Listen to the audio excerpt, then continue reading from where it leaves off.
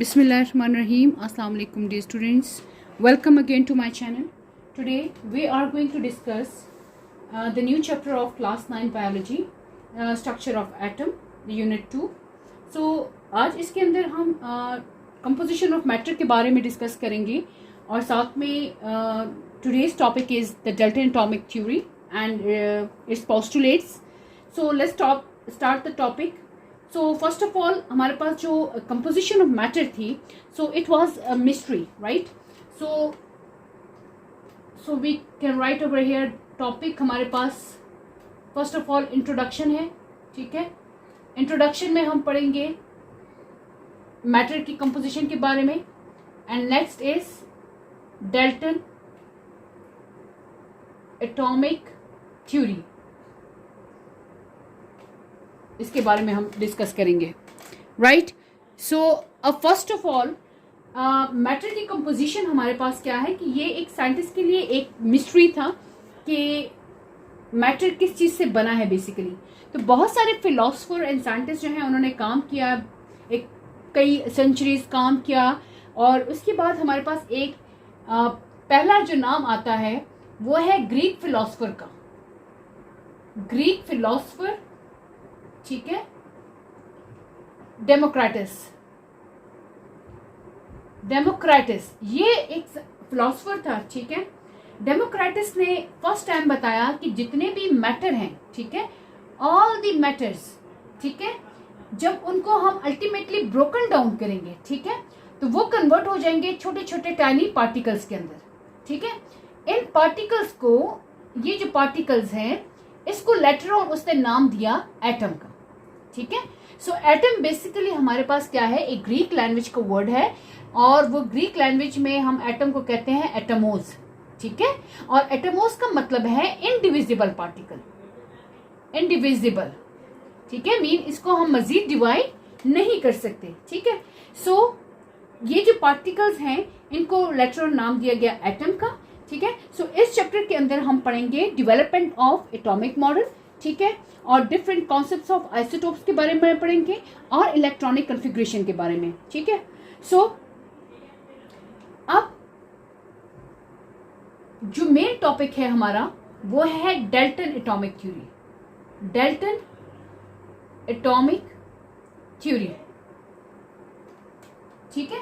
तो Dalton atomic theory जो है 1808, ठीक है, इसमें एक साइंटिस्ट आया जिसका नाम था डाल्टन, ठीक है.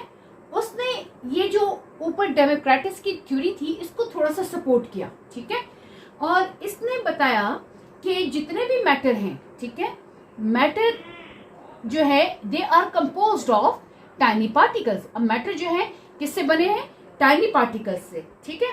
और इसने कहा कि ये जो है बॉल लाइक स्ट्रक्चर है, ये स्मॉल बॉल्स लाइक स्ट्रक्चर है, ठीक है.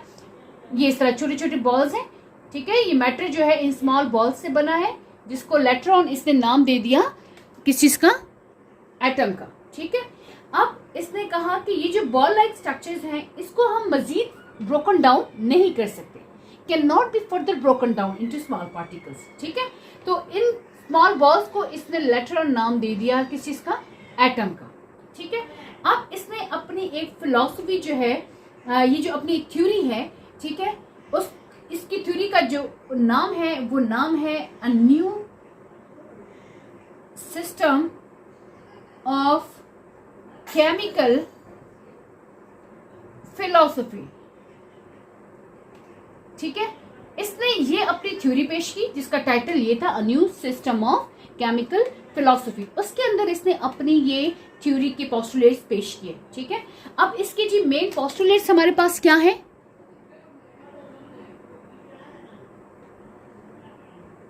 ओके. नाउ इसके पोस्टुलेट्स हमारे पास क्या है. The first postulate is matter is composed of small particle, ठीक है, जो कि अभी इसका बेस ही था हमारे पास डाल्टन एटॉमिक थ्योरी का कि जितने भी मैटर्स हैं वो किससे बने हैं, स्मॉल पार्टिकल्स, जिनको हमने नाम दे दिया एटम्स का. फिर उसने कहा कि एटम जो है अब इनडिविजिबल पार्टिकल है, मीन इसको मजीद हम कट नहीं कर सकते, मजीद डिवाइड नहीं कर सकते इनटू पार्टिकल्स के अंदर. नेक्स्ट इसने पोस्टुलेट दिया कि ये जो एटम है ये स्मॉलेस्ट पार्टिकल है, ठीक है, और ये जो है ना तो हम खुद क्रिएट कर सकते हैं ना तो हम इसको खुद डिस्ट्रॉय कर सकते हैं, ठीक है। मतलब ये बहुत ही बेसिक है मैटर का, बेस है मैटर का, ठीक है।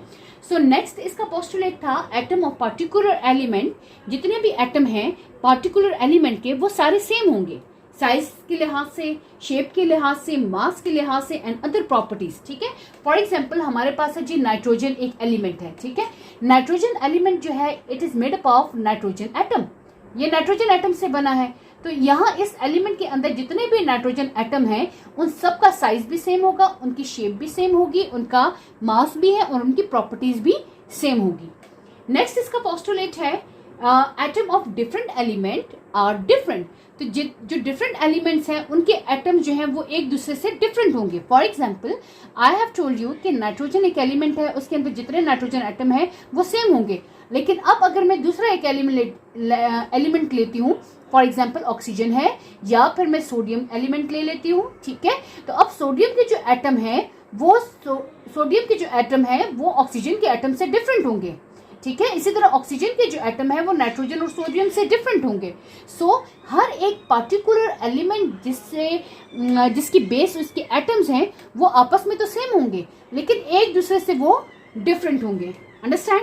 Now the next point is atom combine in small whole number ratio. जितने भी एटम्स हैं वो आपस में एक एलिमेंट के एटम जो है ये कंबाइन होंगे, ठीक है, ये एक होल नंबर रेशियो आपके पास क्रिएट करेगा, ठीक है। पॉइंट्स वगैरह में ये नहीं होती वैल्यू। नेक्स्ट हमारे पास है केमिकल रिएक्शन जितने भी होते हैं या तो वो इन एटम्स के, फॉर एग्जाम्पल हम कहते हैं ना कि इसने इतने एटम लूज कर दिए, इतने गेन कर लिए, तो जो केमिकल रिएक्शन होता है तो वो या तो एटम्स कंबाइन होंगे आपस में, फॉर एग्जाम्पल एक एटम दूसरे एटम के साथ कंबाइन होके आपके पास कुछ बन गया, या तो एलिमेंट ब्रेक डाउन हो रहा है तो ये आपके पास ये डिफरेंट एटम्स में कन्वर्ट हो गया, ठीक है। तो यहाँ पे ये जो आपस में कॉम्बिनेशन है तो इनके एटम्स कंबाइन हो रहे हैं, ठीक है। तो ये जो आपस में कंबाइन होंगे जब केमिकल रिएक्शन होगा तो एटम के जो अंदर आगे हम डिस्कस करेंगे जो सब एटॉमिक पार्टिकल्स हैं जैसे electron and proton and neutron वगैरह, तो उनकी आपस में कॉम्बिनेशन या उनके रिएक्शन की वजह से हमारे पास केमिकल रिएक्शन होते हैं, ठीक है। तो केमिकल रिएक्शन में हमारे पास ये एटम्स जो हैं ये रोल प्ले करते हैं। Understand? So these were all the postulates of the Dalton atomic theory. Hope आपको ये टॉपिक समझ आया होगा। So next टॉपिक जो है हम डिस्कस करेंगे वो है Rutherford atomic model. So next video के लिए वेट करें, इंशाल्लाह नेक्स्ट वीडियो हम बहुत जल्द बनाएंगे ताकि आपको रदरफोर्ड एटॉमिक मॉडल हम समझा सकें, उसके main postulates and Bohr atomic model हम डिस्कस कर सकेंगे। Thank you so much for watching.